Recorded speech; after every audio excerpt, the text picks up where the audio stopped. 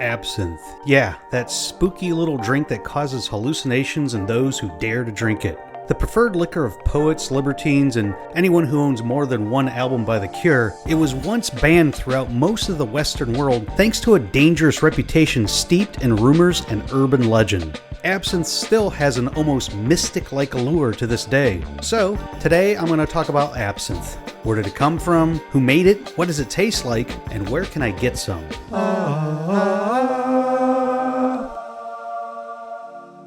But before I jump in, and if you're feeling fancy, be sure to subscribe to Come to Cheesus on the Crisp Whisk channel, and let me know what other liquors you would like to explore. Okay, let's get you Van Gogh on this so you're all ears.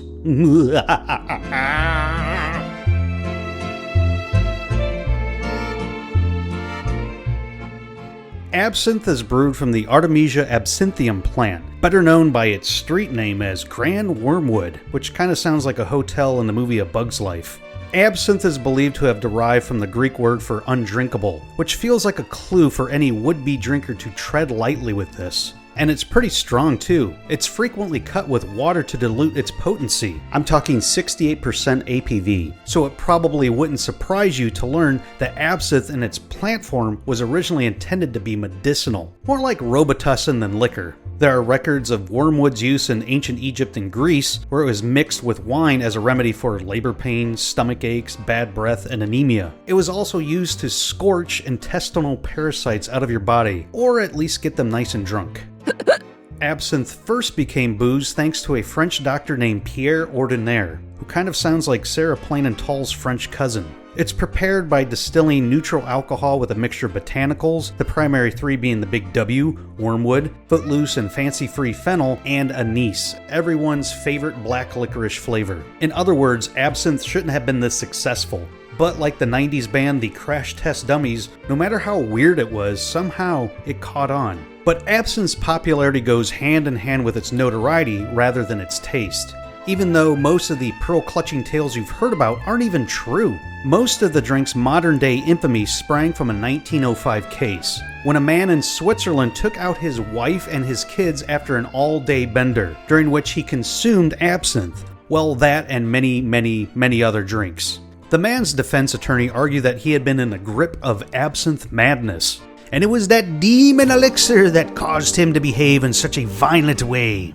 Although the prosecution called his defense ridiculous, pointing out that the sheer amount of booze he downed made the specific varieties more or less irrelevant, but the damage had been done.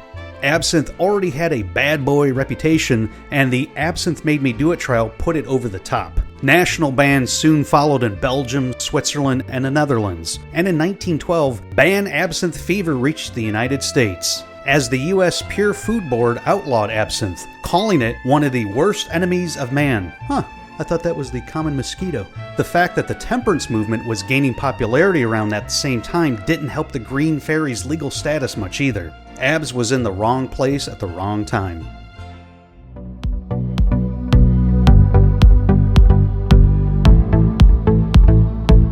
Absinthe madness sounds great, you're probably saying. How can I brew some of this mysterious green elixir myself? Okay, not that any of those absinthe madness stories were true, but you definitely should not try this at home. If for no other reason than homemade stills take up a lot of valuable yard space, and also have a habit of exploding.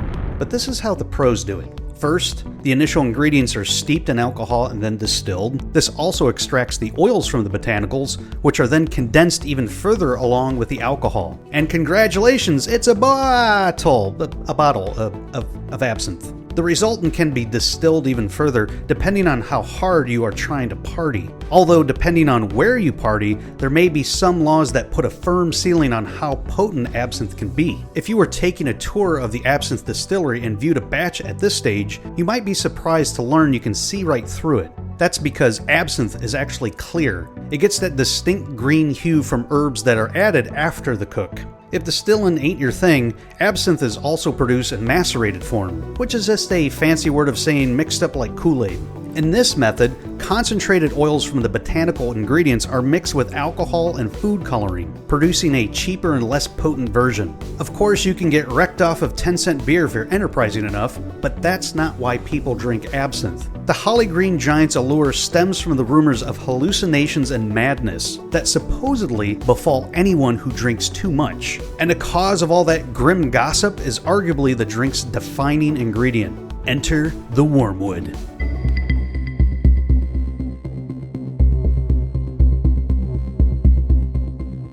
If you're asking, yes, Wormwood is the name of the teacher in Calvin and Hobbes. As I mentioned before, it also happens to be the name of a plant, scientific name Artemisia absinthium, that gives absinthe both its name and its reputation. There are records of wormwood being used medicinally for thousands of years, from papyrus scrolls in ancient Egypt all the way to Shakespeare name-dropping it in Romeo and Juliet as a remedy for weaning infants. Hey everybody, baby feels better, and now he's taking up painting. Recent studies involving laboratory mice have shown that it has health benefits as an anti-inflammatory and fighting bacterial and fungal infections. It may also assist in digestion and as a supplement in anti-parasitic drugs, but data on wormwood's therapeutic effect on humans is limited. Meanwhile, we do know what too much wormwood can do.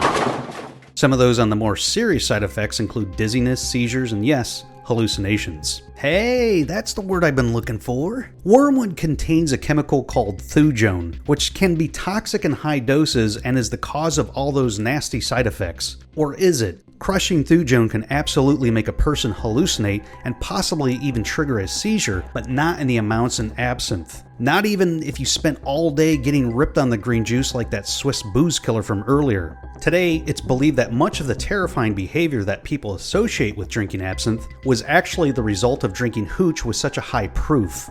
Bottled absinthe clocks in around 70 to 75% alcohol by volume, which was almost twice as high as standard spirits of the day. And while you're supposed to dilute absinthe in water when you serve it, adding water starts to sound more like a suggestion after subsequent glasses. In other words, absinthe madness was really just the 19th century version of blackout drunk, or purple drank.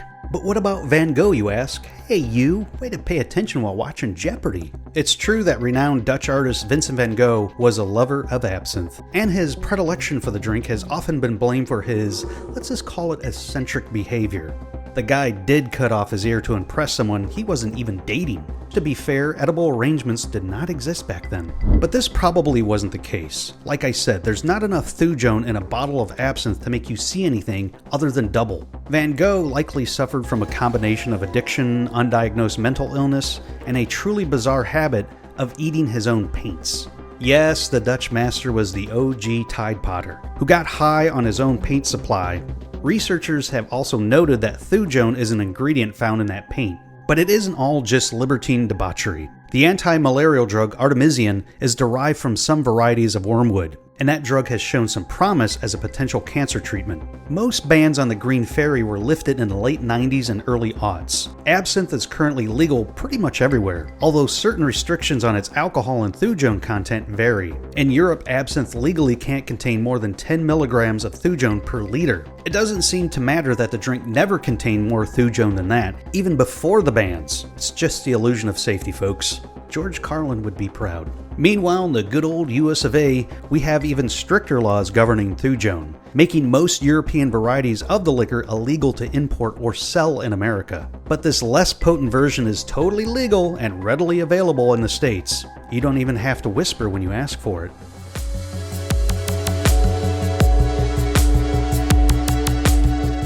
Okay, so you've gone out and secured a bottle of the Green Meanie. Now what? Do you have to draw a bath and pour it over a burning sugar cube like Johnny Depp in From Hell? Or can you just sip it, also in the bath? By itself, absinthe has a heavy black licorice flavor. If we're looking at some notable drinks with that anise flavor, absinthe is closer to ouzo in flavor than it is chartreuse, but it's much stronger than ouzo. While chartreuse has an anise flavor, it has a wider, more dynamic overall taste. Absinthe is like a single heavy metal power chord of anise. With absinthe, things could go wrong in one's life faster than chartreuse. On chartreuse, you might want to join a merry band of fellows in the forest and play the lute and frolic. On Absinthe, you might rob a bank after you somehow joined a French biker gang. The most popular and famous way for drinking absinthe, as we saw with Johnny Depp, is adding a sugar cube. Simply pour a bit of cold water over a cube, which gives absinthe more of an ouzo look and flavor. Ooh, so cloudy. I really like sipping on these and recommend you try it this way first. But absinthe mixes surprisingly well with pretty much anything, including old standbys like soda water, lemonade, ginger ale. Want it in a cocktail? Try Death in the Afternoon. Named after the Hemingway novel, it's just absinthe and sparkling wine, and it works real fine. Hey, I did a little rhyme there. Good job. Try drinking absinthe with Yoo-Hoo. Yeah, I remember that stuff too. This drink tastes like old school Necco wafers. Or you could toss it into a more complex, delicious cocktail. It's called the Pink Bunny. You know, there's a song by The National called Pink Rabbits, but I'm not sure if this is the same drink, but this is bourbon and absinthe heavy. My recommendation? Really love the Pink Bunny. Nice and balanced. You might get a little old school cough medicine vibe with it, but I kind of dig that. So what do you think? Have you ever tried absinthe? Let me know in the comments below, and be sure to watch more videos from Come to Cheesus on the Crisp Whisk channel.